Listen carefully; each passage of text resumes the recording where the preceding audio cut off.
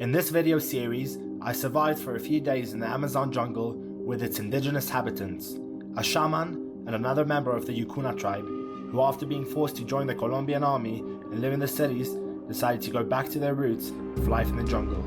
I ate like them, slept like them, and even studied a bit of their language. Join me as I learn about their culture, heritage, and traditions before they disappear. ¿Así? Mi cumpleaños le estoy brindando ahorita. Ten slow.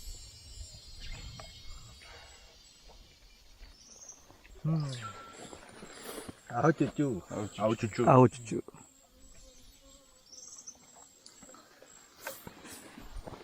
Au chuchu. Au chuchu. Gracias. Feliz cumpleaños. Lo mismo. Y gracias por todo, au chuchu. Ahorita lo alcanzamos. Yeah, he's Ahorita coming. vale. bajamos igual. Nothing like jungle whiskey at 7:30 a.m. in the morning. Good morning. We're just leaving the Maloka right now. איך היה whiskey?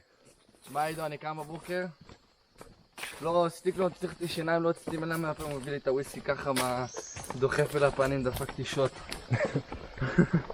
וואי, זה קשה, זה קשה.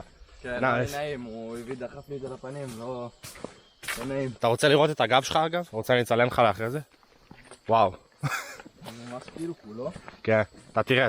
I've actually decided to leave today for two reasons. First is I'm running out of space on my memory card. Second reason is I felt like Tomiki and Christian's arrival was a bit of a conclusion because they really explained a lot of things for me, especially Christian. And the shaman told the stories and it's really all wrapped up together, and now I feel like I can't top it. I mean, what's the point of another 3 days of me just doing activities with them in the jungle? So I've decided to go back with them, back to Leticia, the city over here. Hey Christian. Yeah, go ahead. Oh, yeah, that's okay. What did they tell you about me? I mean, when I arrived, and did they mention anything about a foreign guy with a camera living with them for a few days?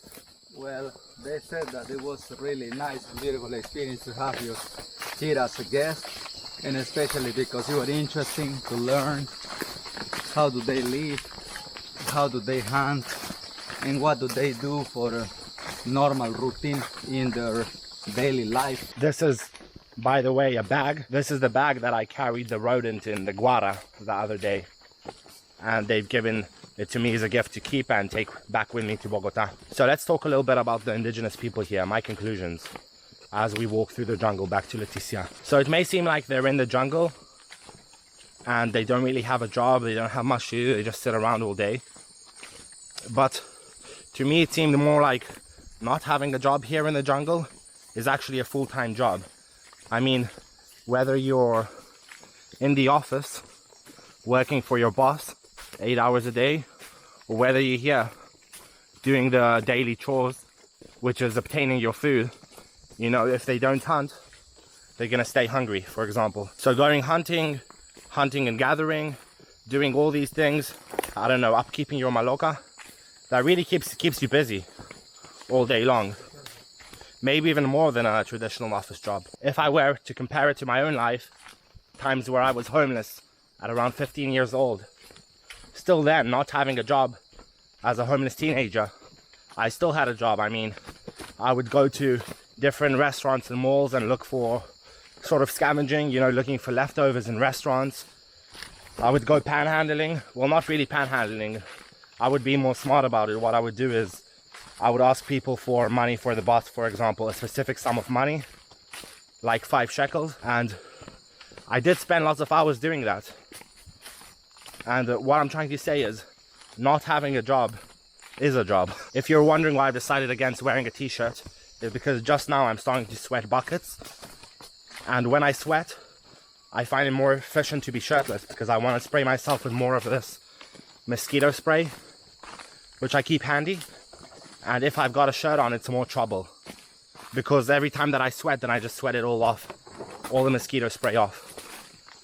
And we've got quite the hike ahead of us. Another thing I want to talk about is, I don't know if you realized, but there was no internet here and no electricity. And as much as I appreciate connecting to myself through nature, just me in the jungle, you know, listening to the birds and the sounds of the jungle, the monkeys. I really am grateful to be born in an era where I can enjoy such great technology.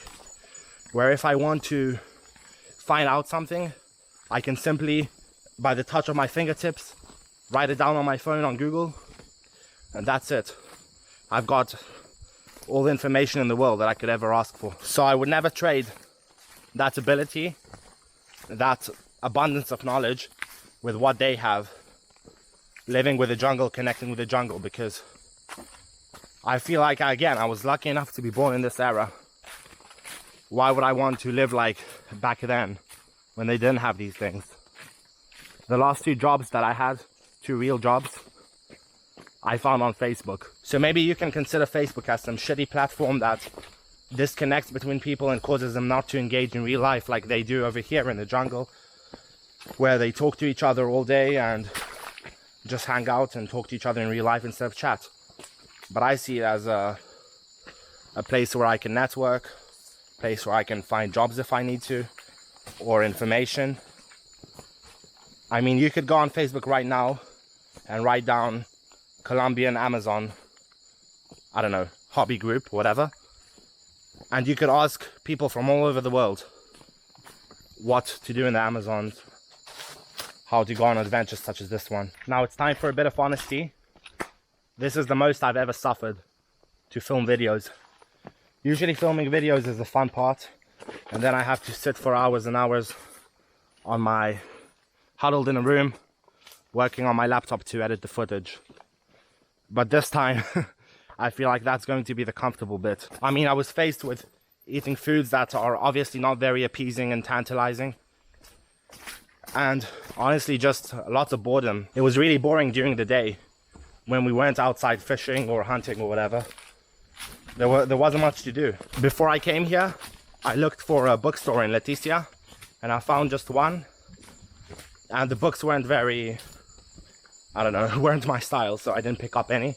And I really regret that, because I would have rather read like the most boring celebrity book on earth than sat there staring at the sky. But on that note, sometimes it takes a few days in the jungle to be stripped of your what has become bare necessities in order to really indulge in them.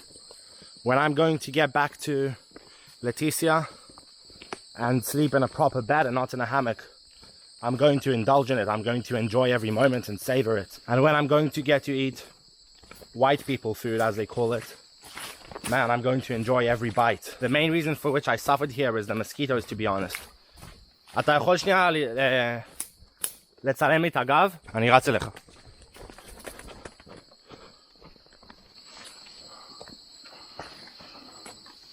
You see what I'm saying? You know, every night here, I had very vivid dreams.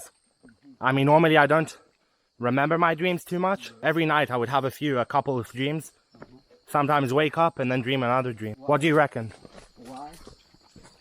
Maybe because you are deep in the jungle and your internal experience connection is more focusing. Somehow, did you feel that seems like you don't do much, but you end up tired, right?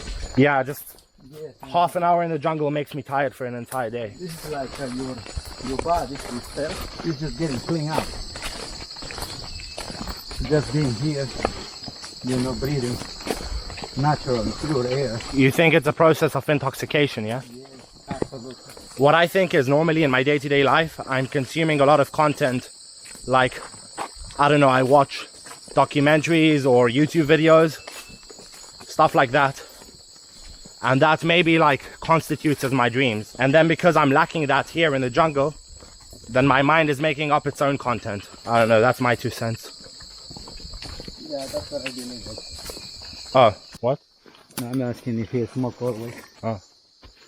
This is a present from me for you. Ashes? Jungle aspect. Christian, how long until we arrive? We're doing a good record walking. I would say 20 minutes. So let me sum it up, because I've got to take the bottle of water as well and carry it. Can't really do that with a camera in my hand. So I hope you enjoyed my conclusions, rambling, if you actually sat through it. Oh, this way. Water here. Water tank. Okay. Yeah, because that's there. Sorry I was interrupted mid-conclusion for a water break. A much needed one. If you'd like to support my channel and my work, I have a Patreon. There's going to be a link in the description where you can chip in a little bit of money to help make these adventures possible. I had to buy extra stuff like a power bank and extra memory cards, as I obviously couldn't bring my laptop into the jungle. Plus there's no electricity here. So I reckon that's about it. I'm starting to feel the effects of an extended walk in the jungle as it's getting harder to talk. And also that chug of whiskey, jungle whiskey, didn't do me any favors. So thanks for watching, and I love you.